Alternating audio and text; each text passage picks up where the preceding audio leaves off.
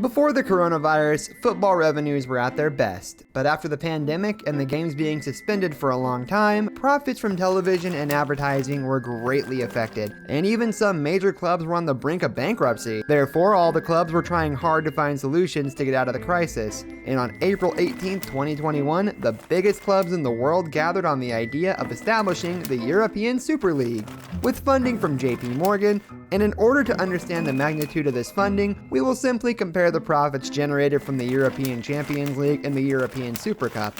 The winner of the Champions League earns nearly 120 million euros. As for the European Super, the teams will get an amount of 330 million euros just by participating. Unluckily for the clubs, this idea did not see the light of day. But if we go back to history, we will find that a similar idea was applied 30 years ago, which is what is currently known as the English Premier League. And as the European Super Cup, it was first attacked by the fans, but now it's making huge profits for the teams. So how was the English Premier League established, and how did companies help implement the idea?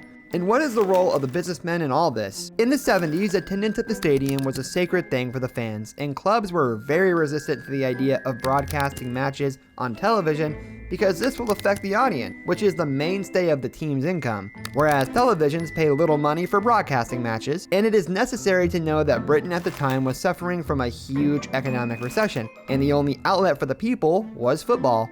But the stadiums were also fighting arenas and a place for venting anger, and there were many disasters that ended with the death of dozens of fans. On May 29, 1985, a meeting between Liverpool and Juventus was taking place in Belgium, during which a group of Liverpool fans broke the fence of their area and attacked the Juventus fans. The matter that ended with a catastrophe and the death of 39 fans, 32 of whom were Juventus fans. After this incident, the European Union banned English clubs from participating in European championships for 5 years.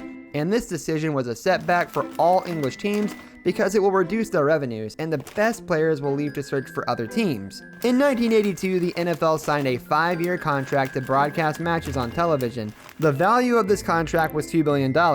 All English clubs were impressed with this amount, as the contract signed to broadcast the English Premier League matches at that time did not exceed £5 million.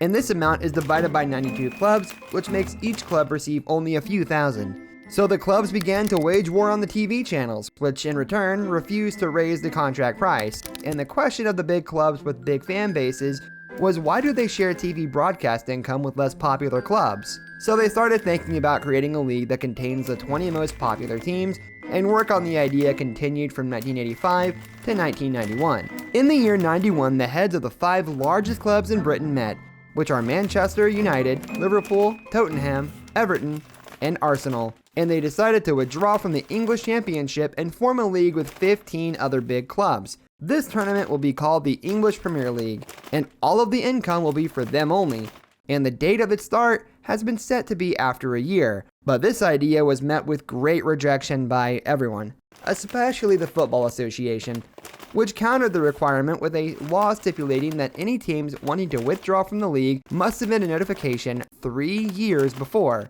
And in order to find a solution to this law, the clubs hired the best lawyers who were able to find the appropriate loophole. As soon as this problem was eliminated and the English Premier League was approved, TV channels rushed to obtain broadcasting rights. And by the luck of this league is the emergence of a new businessman on the British scene, which is Rupert Murdoch. He is one of the most powerful media men in the world, and he owned several satellite channels in the 80s in America. But when he wanted to enter the British market, he made great losses, because people refused the idea of paying for watching satellite channels. Rupert saw the English Premier League broadcast as an opportunity to make viewers to Britain, so he entered a competition with the English broadcasting giant ITV, each wanting to get the broadcasting rights. On the day of the bids, ITV presented £200 million for a 5-year contract, while Murdoch made a bid of £304 million. And for your information, after the expiry of this contract in the year 1997, the value of the next contract amounted to £760 million, while now it is more than £4.7 billion.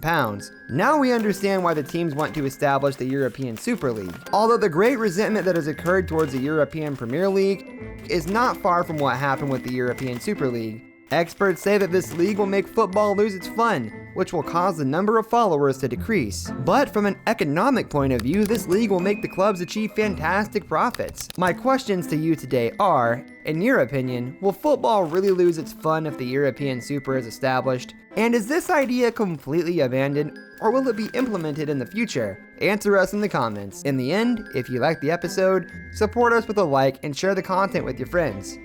See you in the next episode.